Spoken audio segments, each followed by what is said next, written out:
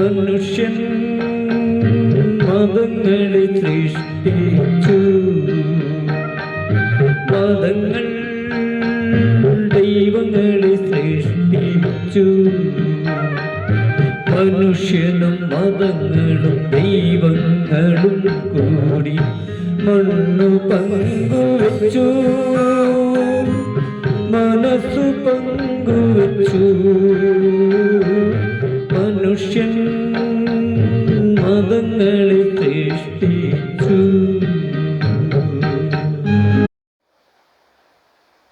ഒരു സിനിമ കഥയ്ക്ക് ചേരുന്നൊരു അന്തരീക്ഷത്തിൽ SSLC പഠിക്കുന്ന സമയത്ത് ഞാൻ താമസിക്കുകയുണ്ടായി ഷൊർണൂരിൽ. നമ്മുടെ മാരിയമ്മൻ കോവിലിനടുത്ത് ഹാജിയാർ ലൈൻ എന്ന് പറയുന്ന കുറേ വാടക വീടുള്ള ഒരു ക്വാർട്ടേഴ്സ് ഉണ്ടായിരുന്നു. എനിക്ക് ഓർമ്മ ഒരു 10-30ഓളം വീടുകൾ ആ ലൈനുകളിലായി. പഴയ മരിച്ചുപോയ ഹാജിയാരുടെ ഭാര്യയാണിപ്പോൾ അതിൻ്റെ നേതൃത്വം, മക്കളൊക്കെ ഉണ്ട്. ഈ ലൈനിൽ താമസിക്കുമ്പോഴുണ്ടാകുന്ന ഒരു പ്രധാന പ്രത്യേകത എന്തായിരുന്നു വെച്ചാൽ, മതമൈത്രി എന്ന് പറയുന്നത് ഞാൻ അവിടെ നിന്നാണ് കണ്ടു വളർന്നത്. ഞാൻ അടുത്ത രണ്ടാമത്തെ ക്വാർട്ടേഴ്സിലാണ് ഞാൻ അച്ഛൻ അന്ന് അങ്ങനെ വന്ന് വാടകയ്ക്ക് താമസിക്കുന്നത്. എൻ്റെ തൊട്ട വീട്ടിൽ അങ്ങനെ ജബ്ബാർക്ക എന്ന് പറയുന്ന ഒരു മുസ്ലിം കുടുംബമാണ്, മതവിശ്വാസത്തിൽ ഊന്നി ജീവിക്കുന്ന ഒരു മുസ്ലിം കുടുംബം. വലതുഭാഗത്ത് ജോസേട്ടൻ എന്ന് പറയുന്ന, നിങ്ങൾക്ക് ഒരുപക്ഷെ അറിയുണ്ടാവും, ടൗണിൽ പണ്ടേ ചാരായ ഷോപ്പൊക്കെ ഉണ്ടാകുമ്പോൾ അവിടെ കള്ള് ഷാപ്പിൽ കറി വയ്ക്കാനൊക്കെ, ചാരായ ഷാപ്പിലെ കറി വയ്ക്കാനൊക്കെ അദ്ദേഹം പോയിരുന്നു. ഒരു ഭയങ്കര ക്രിസ്തീയ വിശ്വാസികളുടെ കുടുംബമായിരുന്നു. അതിനടുത്ത് ഇങ്ങനെ തെരുവുമായി ബന്ധപ്പെട്ട ഒരു കുടുംബം, പിന്നെ അങ്ങനെ പലരും താമസിക്കുന്നുണ്ട്. അറ്റത്ത് ഇതിൻ്റെ ഉടമയായിട്ടുള്ള ഹാജിയാരുടെ പത്നി താമസിക്കുന്നുണ്ട്. നമ്മുടെ ഇപ്പോൾ റോയൽ എന്ന് പറയുന്ന ആ ഒരു ബിസിനസ് സ്ഥാപനം നടത്തുന്ന അഷ്റഫിൻ്റെ കുടുംബം മറ്റൊരു വീട്ടിൽ താമസിക്കുന്നുണ്ട്.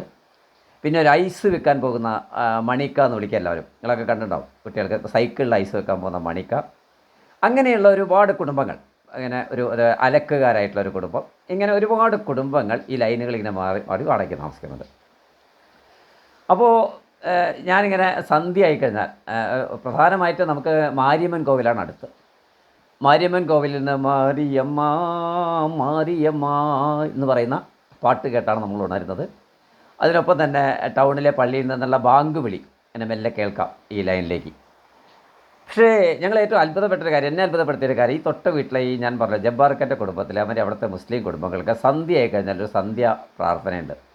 അപ്പോൾ കുട്ടികൾ ഈണത്തിൽ ആ പ്രാർത്ഥന അല്ലാഹ് അല്ലാഹ് മാഷാഹ് അല്ലാഹ് യാക്കൂബത്ത ഇല്ലാ ബില്ലാഹ് അല്ലാഹ് അല്ലാഹ് മാഷാഹ് അല്ലാഹ് യാക്കൂബത്ത ഇല്ലാ ബില്ലാഹ് ലാ ഇലാഹ ഇല്ലല്ലാഹ് സല്ലല്ലാഹു അലൈഹി വസല്ലം ലാ ഇലാഹ ഇല്ലല്ലാഹ് സല്ലല്ലാഹു അലൈഹി വസല്ലം.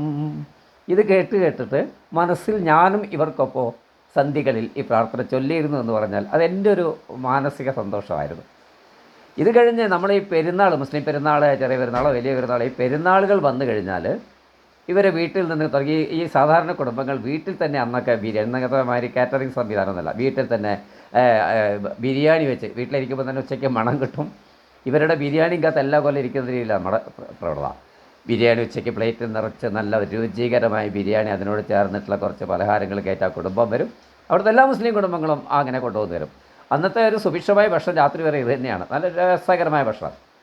ഇതൊന്ന് തൊട്ട് ഞാൻ പറഞ്ഞില്ലേ ജോസേട്ടൻ്റെ വീട്, ക്രിസ്മസ് ആയിക്കഴിഞ്ഞാൽ ഞാനിങ്ങനെ ആ നെറ്റടക്കമുള്ള തലയിൽ പൊതിഞ്ഞാൽ മനോഹരമായി സാരിയൊക്കെ ഒടിഞ്ഞ് ആ പള്ളിയിലേക്ക് നീങ്ങുന്ന ആ കുടുംബം, യേശുവിനെക്കുറിച്ചുള്ള ഒരു പാട്ടൊക്കെ അന്നിങ്ങനെ കാണാം, നല്ല മനോഹരമെന്ന ആ പാട്ടുകളൊക്കെ കേട്ടിട്ടാണ് നമ്മൾ വരുന്നത്. പിന്നെ അറ്റത്തെ ഈ ഹാജിയാരുടെ ഭാര്യ എന്ന വീട്ടുടമയായിട്ടുള്ള ലേഡി, അവർ ശരിക്കും മത പൈതൃകമാണ്. ശരിക്കും 9 കുപ്പായ, മുസ്ലിം കുപ്പായ, മുണ്ടും കാച്ചിമുണ്ടും, അരയിൽ വെള്ളി അരഞ്ഞാണൊക്കെ ഇട്ടിട്ടുള്ള, കാതിൽ വലിയ ഒരുപാട് കൊലുസ് ഇങ്ങനെ റിങ്ങുകളൊക്കെ ഇട്ടിട്ടുള്ള ഒരു പൈതൃകമായി ജീവിക്കുന്നൊരു ഉമ്മ. അപ്പോൾ പെട്ടെന്നൊരു കുട്ടീനെ നായ കടിക്കാനായപ്പോൾ ഉമ്മ അവിടെ നിന്ന് ഉറക്കാൻ പറ്റില്ല, ഇല്ലാ എന്നൊക്കെ പറയുന്ന ഇത്തരം ആ നാടൻ ശീലം നിറഞ്ഞ മതപരമായ ഭാഷകളൊക്കെ കേട്ട് എല്ലാവരും പരസ്പരം സ്നേഹത്തിൽ ഓണവും വിഷു വന്നാൽ ഞങ്ങളിതേമാതിരി എല്ലാ മുസ്ലിം കുടുംബങ്ങളിലേക്കും ആവശ്യമായ എന്താണോ ഉണ്ടാക്കിയത് അതിൻ്റെ പഴവും പായസമൊക്കെ എത്തിച്ചു കൊടുക്കുക. ശരിക്കും പറഞ്ഞാൽ ഒരു കൊല്ലം മതമൈത്രിയുടെ ഒരു ലോകത്ത് ആഹ്ലാദിച്ച് ജീവിക്കുകയായിരുന്നു ഞാനെന്ന് പറയാം. അവിടെ നിന്നാണ് എന്താണ് മതങ്ങൾ എന്നെക്കുറിച്ചൊരു അപഗ്രഥനം തന്നെ ഞാൻ നടത്തിയത്. ഈ സ്നേഹത്തിൻ്റെ ഭാഷയിൽ ജീവിക്കുന്ന നൂറുകണക്കിന് കുടുംബങ്ങൾ പലയിടത്തും ഞാൻ കണ്ടിട്ടുണ്ട്. പല നമ്മളെ അതിർത്തിയിൽ എവിടെയൊക്കെ ചില ഭീകര വിഷയങ്ങൾ ഉണ്ടാകുമ്പോഴേക്കും ഒരു വിഭാഗത്തെ തള്ളിപ്പറയുന്ന ഒരു പ്രവണത അന്നേ എനിക്ക് വെറുപ്പായിരുന്നു.